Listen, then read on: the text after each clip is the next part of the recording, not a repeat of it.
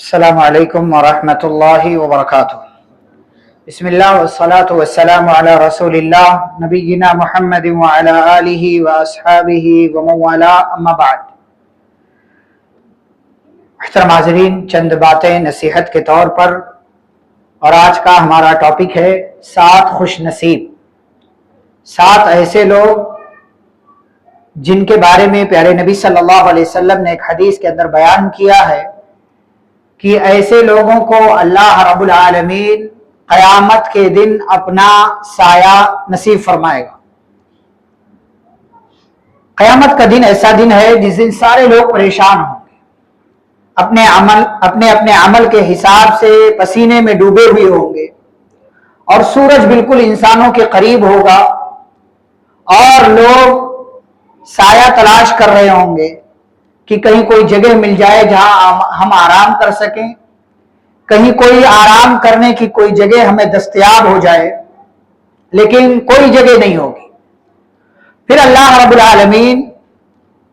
کچھ ایسے لوگوں کو، خوش نصیبوں کو اپنے سائے میں، اور اپنے سائے سے مراد عرش کا سایہ ہے، یعنی اللہ اپنے عرش کے سائے میں جگہ دے گا۔ یہ کون خوش نصیب ہیں، انہی کا تذکرہ کریں گے، اور کوشش ہمیں یہ کرنی چاہیے کہ ہم ان 7 لوگوں میں سے یا تو 7 ہوں، یا تو کم از کم 6 ہوں، 5 ہوں، 4 ہوں، ایک نہ ایک تو ہمیں بن کر کے رہنا چاہیے تاکہ اللہ کے عرش کا سایہ ہمیں نصیب ہو جائے۔ سب سے پہلا بندہ ہے، پیارے نبی صلی اللہ علیہ وسلم نے فرمایا سبعۃ یظلھم اللہ فی ظلہ یوم لا ظل الا ظلہ، کہ 7 ایسے لوگ ہیں جنہیں اللہ کل قیامت کے دن اپنے سائے میں جگہ دے گا جس دن کوئی سایہ نہیں ہوگا۔ نمبر 1، امام عادل، ایسا امام، ایسا حاکم، ایسا ذمہ دار، ایسا خلیفہ، ایسا بادشاہ جو مسلمان بھی ہے اور مسلمان ہونے کے ساتھ ساتھ عدل و انصاف کے ساتھ لوگوں کے درمیان فیصلہ کرتا ہے۔ اس لیے کہ جب بندے کے پاس پاور آ جاتا ہے تو اپنی پاور کا غلط استعمال کرتا ہے۔ ایسی صورت میں اگر کوئی ایسا حاکم اور ذمہ دار ہے جو اپنی پاور کا غلط استعمال نہیں کر رہا ہے بلکہ عدل و انصاف کے ترازو کو قائم رکھتے ہوئے تمام فیصلے سناتا ہے، چاہے اپنے گھر والوں کے خلاف فیصلہ کرنا ہو، چاہے رشتہ داروں کے خلاف فیصلہ کرنا ہو، کسی دوست کے خلاف فیصلہ کرنا ہو، وہ عدل و انصاف کو سامنے رکھ کر کے اسی کی روشنی میں فیصلہ کرتا ہے، تو یہ گویا کہ اپنی مرضی نہیں چلا رہا ہے بلکہ اللہ کی مرضی چلا رہا ہے۔ اور یہ اتنا خوش نصیب ہے کہ اگر یہ مسلمان ہے تو ایسی صورت میں اسے اللہ رب العالمین اپنے عرش کے سائے میں جگہ دے گا۔ نمبر 2، شاب نشأ فی عبادت اللہ، ایک ایسا نوجوان جس نے اپنی جوانی اللہ کی عبادت میں گزاری ہے۔ جوانی کا تذکرہ کیوں، نوجوان کا یا جوان کا تذکرہ کیوں؟ اس لیے کہ یہ عمر ایسی ہوتی ہے جس میں انسان بہک جاتا ہے، جس میں انسان کچھ کرنا چاہتا ہے اپنی دنیا کے لیے، جس میں انسان محنت کر کے، کام کر کے، کوشش کر کے اپنی دنیا اور دنیا کے اندر مال و متاع جمع کرنا چاہتا ہے۔ تو اگر کوئی ایسا نوجوان ایسے ماحول میں ہے جو یہ سب کرتے ہوئے بھی اللہ کی عبادت کر رہا ہے، اپنی جوانی کو اللہ کی عبادت میں لگا رہا ہے، اور اپنی خواہشات کی قربانی دے کر کے اللہ کے پاس آتا ہے، اللہ کے گھر میں آتا ہے، اپنے آپ کو بیدار کرتا ہے اور اللہ رب العالمین کی عبادت کرتا ہے، بڑا خوش نصیب، اتنا خوش نصیب کہ اس کی جوانی اگر اللہ کی عبادت میں گزرتی ہے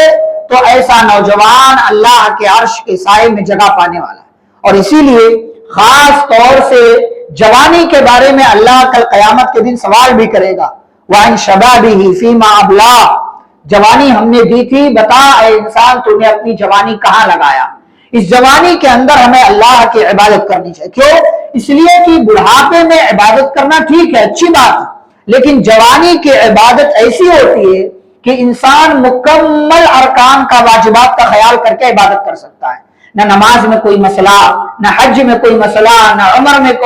عمرے میں کوئی مسئلہ، اور نہ ہی روزہ رکھنے میں مسائل ہوتے ہیں۔ جوانی میں ہی انسان صحیح طریقے سے عبادت کر سکتا ہے۔ اس لیے اگر کوئی نوجوان اپنی جوانی کے دنوں میں اللہ کی عبادت کر رہا ہے وہ بہت بہترین ہے، وہ بہت بہترین ہے۔ اور ایسا نوجوان چاہے وہ لڑکا ہو یا لڑکی، وہ اللہ کے ولی ہیں، اور اللہ رب العالمین کے محبوب ہیں، اور اللہ اپنے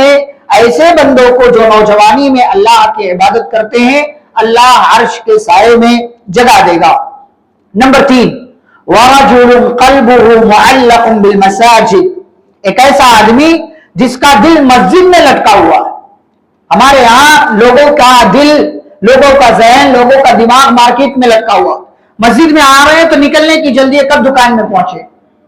یہاں آ رہے ہیں تو یہاں سے جانے کی جلدی ہے، اسی لیے بعض دفعہ نماز 1 منٹ لمبی ہو جاتی تو امام کو لوگ بلا بلا بولنا شروع کر دیتے ہیں۔ ایسا آدمی اور ایسی عبادت نہیں کرنا ہے آپ کو، نہ ایسا آدمی بننا ہے آپ کو۔ آپ کا دل مسجد سے لگا رہنا چاہیے، اس لیے کہ مسجد سکون کی جگہ، مسجد عبادت کی جگہ، مسجد اذکار کی جگہ، مسجد قرآن کی تلاوت کی جگہ، مسجد نماز پڑھنے کی جگہ۔ اگر آپ یہاں آ کر کے اللہ کی عبادت کرتے ہیں اور آپ اللہ کی عبادت میں اپنے آپ کو لگا رہے ہیں، آپ باہر ہیں تب بھی آپ کا دل مسجد میں لگا ہوا ہے کہ کب نماز کا وقت ہوگا میں جاؤں گا، کب اذان ہوگی اور کب نماز کا ٹائم ہوگا، مجھے مسجد میں دوبارہ جانے کا موقع ملا ہے۔ ایسا نہیں کہ مسجد ہی میں بیٹھا ہوا ہے تو اس کو عرش کے سائے میں جگہ ملے گا، بلکہ وہ مسجد میں آتا ہے، مسجد سے نکل کر کے جاتا اپنی ضرورت کے تحت، مارکیٹ میں کام کے تحت، دکان میں کام کے تحت، اور لیکن اس کا دل مسجد میں لٹکا ہوا ہے کہ نماز کا وقت ہونے والا، وہ بار بار گھڑی دیکھتا ہے کہ نماز کا وقت ہو گیا، چلیں گے مسجد میں۔ تو یہ آدمی اتنا اچھا ہے کہ اللہ رب العالمین اس کو اپنے عرش کے سائے میں جگہ دے گا۔ ہمارا دل مسجد سے لٹکا ہوا ہونا چاہیے، ہمارا دل مسجد سے لگا ہوا ہونا چاہیے، اور مسجد اتنی اہم جگہ ہے کہ یہاں اگر آپ بیٹھے بھی رہیں، اسی لیے کہا حدیث میں پیارے نبی صلی اللہ علیہ وسلم نے کہ اگر آپ سلام پھیر کر کے اپنی اسی جگہ پر بیٹھے، جب تک بیٹھے رہیں گے یا جب تک آپ کا وضو نہیں ٹوٹتا ہے تب تک فرشتے آپ کے لیے دعا کرتے ہیں، اللہم اغفر لہ وارحمہ، اے اللہ اس بندے کو معاف کر دے، اس پر اپنی رحمت نازل فرما۔ کتنے خوش نصیب ہیں ایسے انسان جو اس جگہ پر بیٹھے ہوئے ہیں۔ تو ہمیں بھی چاہیے کہ اپنا دل ہم مسجد سے لگا کر کے رکھیں تاکہ ہمیں مسجد میں آنے کا ہمارے دل میں شوق پیدا ہو، جذبہ پیدا ہو۔ اگر یہ شوق نہیں ہے تو پھر ایسی صورت میں ہم مردہ ہیں، ہم مردہ ہیں اگر ہمارے اندر یہ شوق اور یہ ذوق موجود نہیں ہے۔ تو یہ تیسرا بندہ کہ جو مسجد سے باہر ہے لیکن اس کا دل مسجد میں لٹکا ہوا ہے اور وہ اللہ کی عبادت کے لیے جلد از جلد مسجد میں آنا چاہتا ہے۔ نمبر 4، وَرَجُلَانِ تَحَابَّا فِي اللَّهِ اجْتَمَعَا عَلَيْهِ وَتَفَرَّقَا عَلَيْهِ۔ آج ہماری دوستیاں دیکھیں مفاد اور فائدے پر ٹکی ہوئی ہوتی ہیں، ہماری دوستیاں دنیاوی چیزوں کے لیے ہوتی ہیں، ہمارا کسی سے تعلق دنیا حاصل کرنے کے لیے ہوتا ہے، ہمارا کسی سے تعلق کوئی فائدہ ہے تو اس سے ہماری دوستی ہوتی ہے، ورنہ ہم دوستی توڑ دیا کرتے ہیں۔ اور گناہ کے کام پر زیادہ دوستیاں آج کل ہو رہی ہیں۔ دو ایسے آدمی کہ جنہوں نے آپس میں محبت کی، یعنی ایک دوسرے کو ٹائم دیا، وقت دیا، ساتھ دیا، رہے زندگی میں ساتھ، لیکن کس کے لیے؟ اللہ کی محبت کی خاطر، اللہ کی محبت کی خاطر۔ دونوں نے ایک دوسرے کا غلط چیزوں میں ساتھ نہیں دیا، اچھی چیزوں میں ساتھ۔ اجتمع علیہ وتفرق علیہ، جمع ہوئے، دونوں اکٹھا ہوئے، دونوں ساتھ میں رہ رہے ہیں تب بھی اللہ کی خاطر، اور دونوں کی دوستی کبھی ٹوٹ رہی ہے تو بھی اللہ کی خاطر۔ اس لیے کہ دوست نماز پڑھنے نہیں آتا ہے، دوستی ختم اس سے۔ میرا دوست نماز کے لیے نہیں آتا، اس سے دوستی ختم۔ میرا دوست یہ اچھا کام نہیں کرتا، دوستی ختم۔ یہ پین ٹکنے سے اوپر نہیں رکھتا، اس سے دوستی ختم۔ اور یہ جو ہے فلاں غلط کام میں ملوث ہے، کہتا ہوں مانتا نہیں ہے، اس سے دوستی ختم۔ اور اچھا کام کر رہا ہے تو اس سے اور دوستی مزید مضبوط کر رہے ہیں، نماز کے لیے آ رہا ہے اور جو ہے اللہ کی اطاعت کر رہا ہے، رسول کی اطاعت کر رہا ہے، قرآن کی تلاوت کر رہا ہے اور دیگر نیکیاں کرتا ہے، تو اور زیادہ دوستی مضبوط ہونی چاہیے۔ لیکن اگر گناہ کر رہا ہے تو اس تعلق میں تھوڑی کمزوری بھی آنی چاہیے۔ دوست کو معلوم ہونا چاہیے کہ کچھ غلط کیا ہے میں نے، اس لیے میرا دوست مجھ سے ناراض ہے۔ تو ان بنیادوں پر دوستی ہونی چاہیے۔ اسی لیے کسی سے بھی ہمارا تعلق ہو تو کیا ہے؟ ولا اور برا کا قاعدہ، الحب فی اللہ والبغض فی اللہ۔ اللہ کی خاطر کسی سے محبت اور اللہ کی خاطر کسی سے جو ہے نفرت، دشمنی یا بغض یا جو ہے اس قسم کی اور کوئی چیز۔ تو دو ایسے آدمی جنہوں نے اتنا بڑا کام کیا ہے کہ ذاتی مفاد سے اٹھ کر، دنیاوی فائدے سے اٹھ کر اللہ کی خاطر دونوں نے ایک دوسرے سے دوستی کی ہے اور پوری زندگی اسی پر ساتھ میں رہے ہیں، اور اگر کبھی جدائی پیدا ہوئی ہے تو اللہ رب العالمین کی خاطر، اور اس لیے کہ دوست جو ہے وہ اللہ کی بات نہیں مان رہا تھا، دین پر نہیں چل رہا تھا۔ اسی لیے اللہ نے قرآن میں کیا کہا کہ اگر دوستی غلط بنیادوں پر ہے تو ایسے دوست کی دوستی پر انسان افسوس کرے گا، کہے گا یا ویلتی لیتنی لم اتخذ فلانا خلیلا، اے کاش میں نے فلاں کو اپنا دوست بنایا ہی نہ ہوتا۔ تو یہ دوستی جو ہے اللہ کی خاطر اور یہ دشمنی اللہ کی خاطر۔ اگر کوئی ایسا انسان ہے جو دوستی اللہ کی خاطر کر رہا ہے اور جدائی پیدا ہو رہی ہے تو اللہ کی خاطر، فرمایا یہ دونوں بندے اتنے خوش نصیب ہیں کہ اللہ کے عرش کے سائے میں ان کو جگہ دی جائے گی۔ نمبر 5، ورجل دعته امرأة ذات منصب و جمال، ایک ایسا آدمی ہے جس کو کوئی عورت بدکاری کی دعوت دیتی ہے، بدکاری کی دعوت، اور وہ ہے کیسی؟ خوبصورت بھی ہے کہ جس کی طرف لوگ مائل ہوتے ہیں، اور کسی بڑے خاندان کی ہے، بڑے گھر کی ہے، مالدار خاتون ہے۔ تو اب دو چیزیں اس کے اندر ہیں، ایک تو خوبصورت بھی ہے، اٹریکٹ کرنے کے لیے اس کے پاس خوبصورتی ہے، اور دوسری چیز مالدار بھی ہے، یعنی وہ سامنے والے کو بدکاری دے کر کے سامنے والے سے فائدہ نہیں چاہ رہی ہے، بلکہ بس صرف بدکاری کی دعوت دے رہی ہے۔ لیکن ایسی صورت میں جب بندے کو بلایا جاتا ہے، کسی انسان کو وہ عورت بدکاری کی طرف بلاتی ہے کہ آؤ اور میرے ساتھ یہ غلط کام کر لو، تو وہ کیا کہتا ہے؟ انی اخاف اللہ، میں اللہ سے ڈرتا ہوں۔ یعنی اس کے اندر اللہ کا خوف، صرف اللہ کے خوف کی وجہ سے وہ اپنے آپ کو اس غلط حرکت سے، اس بدکاری سے، اس عورت کی خوبصورتی اور اس کی دعوت بدکاری سے اپنے آپ کو بچا لیتا ہے۔ اتنا خوش نصیب ہے کہ اللہ تعالیٰ اس کو اپنے عرش کے سائے میں جگہ دے گا۔ یہ کلیجہ، یہ ہمت، یہ حوصلہ ہونا چاہیے، یہ حوصلہ ہونا چاہیے کہ کوئی، اور یہ آپ دیکھیں پورے کہاں سے کہاں تک بدکاری کا معاملہ پہنچ رہا ہے، تو ہم اور آپ کو سمجھنے کی ضرورت ہے۔ یہ 5واں بندہ، 6واں وہ بندہ ہے وَرَجُلٌ تَصَدَّقَ بِصَدَقَةٍ، ایک ایسا بندہ، ایک ایسا انسان جو صدقہ کرتا ہے، فَأَخْفَأَهَا، اور اس صدقے کو اتنا چھپا کر کے دیتا ہے، حَتَّى لَا تَعْلَمَ شِمَالُهُ مَا تُنْفِقُ يَمِينُهُ، یہاں تک کہ اس کے بائیں ہاتھ کو بھی پتہ نہیں چلتا کہ دائیں ہاتھ نے کیا خرچ کیا۔ کیا مطلب؟ بائیں ہاتھ کو تو معلوم ہی رہے گا، آپ کے اپنے جسم کو معلوم ہے، یہ مبالغہ ہے، یعنی کسی کو بھی معلوم نہیں پڑتا کہ اس بندے نے کسی کی مدد کی ہے۔ اسی لیے یہ بات کہی جاتی ہے کہ ہمارے پاس کچھ نیکیاں ایسی ہونی چاہیے جن کا اللہ کے سوا کوئی گواہ نہ ہو۔ اللہ کے سوا ہے کوئی ایسی نیکی ہمارے پاس؟ آج تو معاملہ یہ ہو گیا ہے کہ نیکی کیا نہیں اس سے پہلے پرچار، نیکی کیا نہیں اس سے پہلے پرچار شروع ہو جاتا ہے، فلاں جگہ اتنی جو ہے غریب لڑکیوں کی ایک ساتھ شادی کرنے کا بندوبست کیا گیا، نیکی کیا نہیں ہے ابھی، پہلے سے پرچار شروع، ویڈیوگرافی شروع ہے، اور پہلے سے جو ہے ایڈورٹائزمنٹ، یہ ساری چیزیں آ رہی، اور آج اس سے بھی بڑا کسی کی مدد کر دیا، فوٹو لیتا ہے، ویڈیو لیتا ہے، اور یہاں وہاں، بھائی اس کے پیچھے کوئی خاص مقصد ہے تاکہ دوسرے لوگوں کو بھی موٹیویٹ کیا جائے، دوسرے لوگوں کو بھی ابھارا جائے، تو اس میں جس کی مدد کی جا رہی ہے اس کا چہرہ نہ ہو، اس کا گھر نہ ہو، اور اس کے گھر کا کوئی فرد نہ ہو، کسی کی تصویر نہ ہو، آپ لوگوں کو ابھارنے کے لیے اعلان کریں، اچھی بات ہے، لیکن یہ کیا کہ آپ کسی غریب کی مدد کر رہے ہیں، راشن دے رہے ہیں، تو اس کی تصویر لے کر کے اور ویڈیو لے کر کے آپ سوشل میڈیا پر ڈالتے ہیں۔ نیکیوں کا پرچار نہیں ہونا چاہیے۔ ایک ایسا بندہ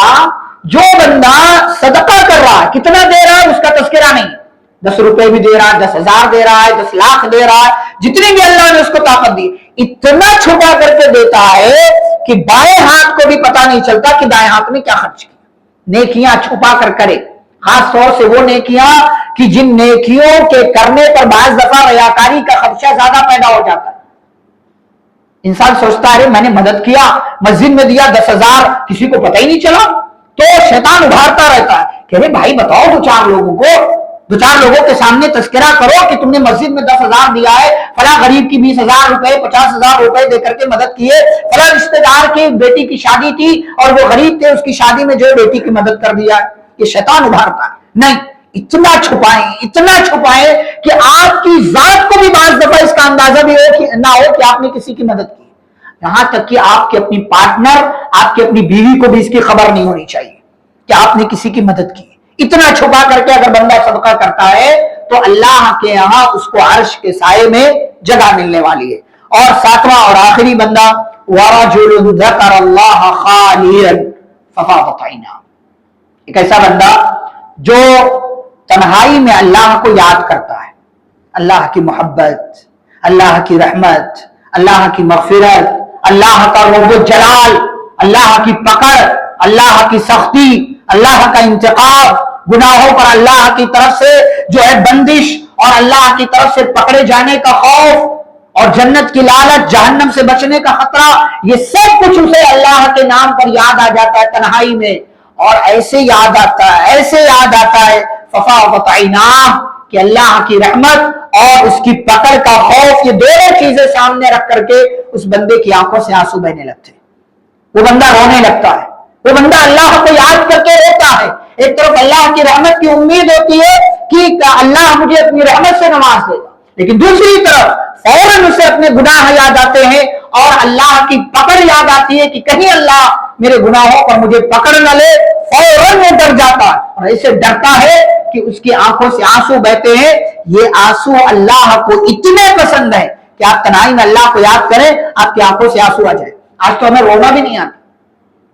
ہمیں رونا نہیں آتا، آج اللہ کے سامنے رونا نہیں آتا، دنیا والوں کے سامنے رو رہے ہیں، آنسو بہا رہے ہیں، یہاں وہاں تکلیفیں بیان کر رہے ہیں، اللہ کے سامنے روئیے، اللہ کے سامنے آنسو بہائیے، اللہ کے سامنے اپنے گناہ رکھیے، اللہ کے سامنے اپنے منہ کو بنا کر کے اللہ سے گزارش کیجئے، اللہ آپ کی دعاؤں کو سننے والا ہے،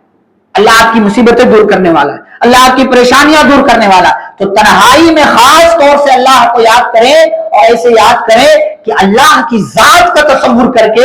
آپ کے دل میں خوف پیدا ہو، اور اس خوف کی وجہ سے آپ کی آنکھوں سے آنسو بہنے لگے، تو آپ اتنے خوش نصیب ہوں گے کہ اللہ اپنے عرش کے سائے میں کل قیامت کے دن آپ کو جگا دے گا۔ تو یہ 7 خوش نصیب ہیں، کوشش یہ کریں کہ ان 7 میں ہمارا نام آئے، 7 میں ممکن نہیں ہے تو اس کے جتنے بھی ممکن ہے ہمیں اپنا نام ان لوگوں میں لکھوانا چاہیے۔ اور اگر میں آپ سے سوال کروں کون ہے ایسا انسان کہ جو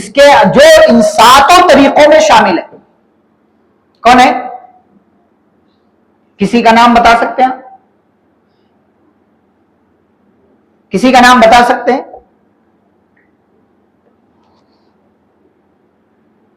حضرت یوسف علیہ السلام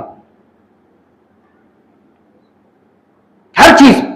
کیا کرے، امام عادل، حاکم بھی بنے، شاب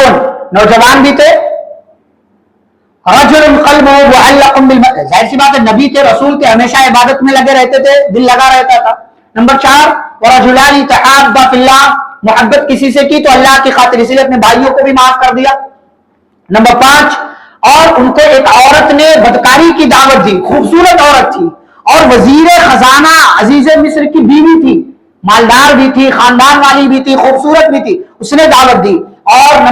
نمبر 6 کہ حضرت یوسف علیہ السلام صدقہ بھی کیا کرتے تھے، اور نمبر 7 حضرت یوسف علیہ السلام تنہائی میں اللہ کے سامنے روتے تھے۔ یہ 7 چیزیں اگر کسی ایک بندے کے اندر موجود ہو تو آپ نام لے سکتے ہیں حضرت یوسف علیہ السلام کا۔ ہمیں بھی چاہیے کہ ان 7 میں سے کسی ایک میں کم از کم ہمارا نام ہو، تاکہ کل قیامت کے دن جو پریشانی والا دن ہے وہاں اللہ ہمیں اپنے عرش کے سائے میں جگہ دے دے۔ اللہ رب العالمین سے دعا ہے اللہ ہم سبھی کو قرآن و حدیث کی باتوں کو پڑھنے، سمجھنے، ان پر عمل کرنے کی توفیق عطا فرمائے، اور اللہ ہمیں بھی ان لوگوں میں شامل کر لے جنہیں اللہ کل قیامت کے دن اپنے عرش کے سائے میں جگہ دے گا۔ آمین۔ وصلی اللہ علی النبی الکریم، والسلام علیکم ورحمۃ اللہ وبرکاتہ۔